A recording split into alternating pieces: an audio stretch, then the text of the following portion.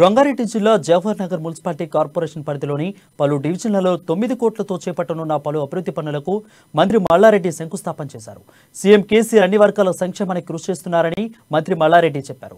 కేసీఆర్ మార్గదర్శనంలో జవహర్ నగర్ నియోజకవర్గం అభివృద్ధిలో దూసుకుపోతుందని తెలిపారు. ఈ కార్యక్రమంలో స్థానిక మున్సిపల్ కార్పొరేషన్ మేయర్ మేకల కావ్య, డిప్యూటీ మేయర్ శ్రీనివాస్ గుప్తా, కార్పొరేటర్లు, కోఆప్షన్ సభ్యులు, మున్సిపల్ కార్పొరేషన్ బీఆర్ఎస్ నాయకులు పాల్గొన్నారు.